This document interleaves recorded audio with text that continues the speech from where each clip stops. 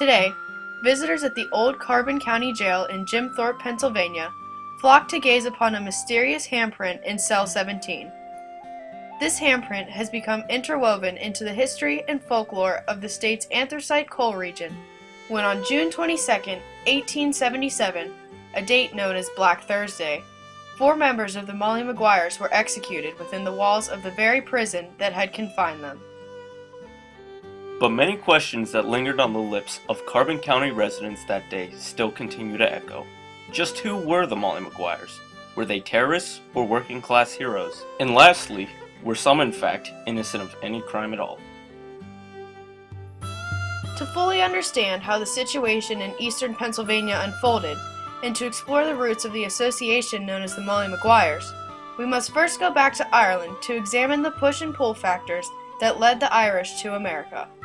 Even in the early 1800s, Irish Catholics were forbidden to own land within the confines of the British Empire. Protestant landlords kept Irish Catholics tied to the land and in a perpetual state of poverty. This system also stripped them of having any significant political power. Riots broke out in Ireland that stemmed from this brutal treatment.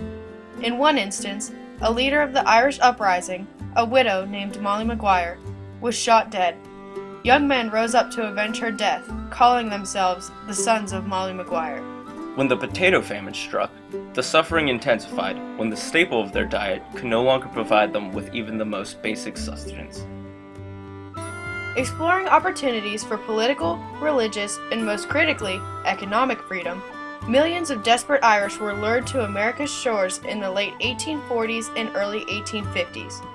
Most, however, soon found that the same prejudiced attitudes that existed in Europe also existed in the United States. Irish Catholics coming to America seeking work found themselves greeted with signs in storefronts and mills stating, "Irish need not apply."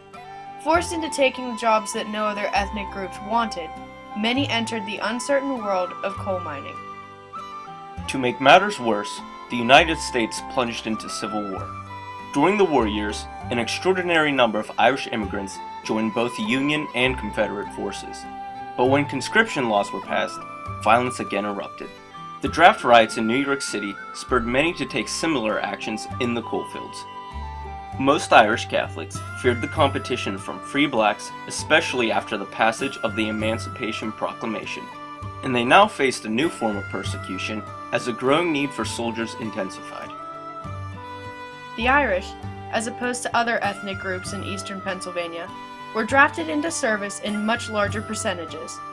Furious at the law allowing the wealthy to simply pay for a substitute and suspecting a conspiracy, Irish immigrants were accused of killing a corrupt executive of the local draft board. This violence would only escalate after the war. During the Civil War, if you had $300, you could buy yourself an exemption. You didn't have to go to the war. I could pay you to go into the war, fight for me, and give you $300. There was a lot of resentment to that. The anthracite region is isolated deep in the mountains of eastern Pennsylvania, and this isolation from larger population centers often meant that law enforcement was lacking or even non-existent. As a result, vigilante justice reigned. Faced with long, back-breaking hours in dangerous working conditions and low wages, many Irish families had no choice but to send their young sons to work with their fathers. Breaker boys, laborers as young as 6, separated slate from coal for 12 to 14 hours, 6 days a week. The same cultural bias that tied them to the land in Ireland now threatened to keep them indebted to their mine bosses in America. Pennsylvania mines were deplorable, and safety features, which always threatened the company's profit margin, were largely ignored. Accidents claimed the lives of young and old, and injuries left many lame and out of work. Injury and disease plagued their lives. Mines always were dark, they were dirty, lots of dust in the air. That's why people are getting black lung disease and still have black lung disease even from working. Meanwhile, malevolent capitalists such as Franklin Gowen became powerful and wealthy. Gowen was the president of the Philadelphia and Reading Railroad when he secretly began buying as many anthracite coal mines as he could. Soon, he would use his economic clout to gain political influence. Goen would eventually rise to the position of District Attorney of Schuylkill County, an office he would use to his advantage once the American Molly Maguires threatened his coal empire. Even today, a shroud of mystery surrounds the Mollies.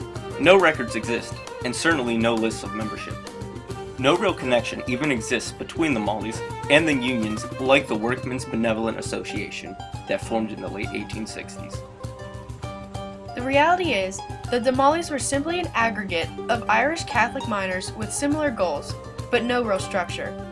Left with no options, they would take matters into their own hands and air their grievances through violence and terrorism. Mollies were men who were fighting for their own existence.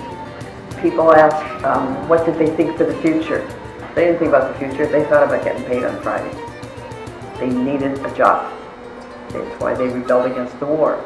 That's why they tried to do for themselves. They only thought about feeding their families.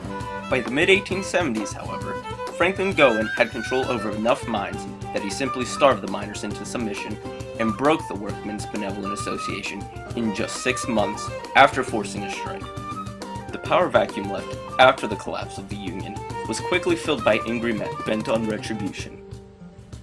Coffin notices, threatening notes written by the Mollies, were placed on the doorsteps of coal bosses. Murders, beatings, and acts of sabotage were carried out in vigilante-style justice against mine bosses and coal company executives. Goen's empire of coal could easily cease to be if the violent actions of the Molly Maguires were not soon subdued. The violence only worsened because of a severe lack of local law enforcement in this remote region. Goen hired the Pinkerton Detective Agency to infiltrate the Molly Maguires, end the violence that was sweeping the region, and, in the process, eliminate the last resistance to his monopoly of the coal industry in eastern Pennsylvania. Support for the Mollies only seemed to swell as animosity between labor and management continued to escalate. It was at this time that an Irish Catholic named James McParland would begin to work with, fight alongside, and even conspire with the Mollies against their ruthless bosses. Unbeknownst to the Molly Maguires, however, McParland was a Pinkerton agent. Based entirely on the account of McParland, taken over a 2-year period, several members of the Molly Maguires were prosecuted and indicted. With Franklin Goen serving as the Attorney General, and with Irish Catholics being banned from sitting on the juries, there was no hope of a fair trial. Most were condemned to death by hanging. On June 22, 1877, Black Thursday, the Molly Maguires met their fate. One of the condemned, Alexander Campbell, was about to be led from cell 17 of the Carbon County Jail. He covered his hand in dirt and placed it on the cold stone wall. Before he was taken to the gallows, he proclaimed his innocence, stating, "This is proof of my words. This mark will never be wiped out." To this day, the mark, a solitary handprint, remains. With these executions, the reign of terror in eastern Pennsylvania ended, but not before it set in motion a dangerous precedent that would define American politics and business for generations. The sheer domination of American business and its marriage with politics in the Gilded Age was truly personified in the case of the Molly Maguires. Here we see the tentacles of big business enveloping the political and legal system of an entire region of Pennsylvania. This was one of the most astounding surrenders of sovereignty in American history. A private corporation initiated the investigation through a private detective agency. A private police force arrested the alleged offenders. The coal company's attorneys prosecuted them. The state simply provided the courtroom and the hangman. Denied due process, many began to look at the Mollys in a different light. Indeed, a shadow of doubt has been cast on the guilt of many of the condemned Mollys, and that shadow has only grown longer over time. Ironically, many today view Franklin Goen as a greedy, corrupt robber baron, and James McParland as a traitor to his own countrymen. And although no one can deny that much of the blood that was shed in the region is indeed on Irish hands, most now look on the Mollys in a sympathetic light, whose actions arose from desperation and discrimination.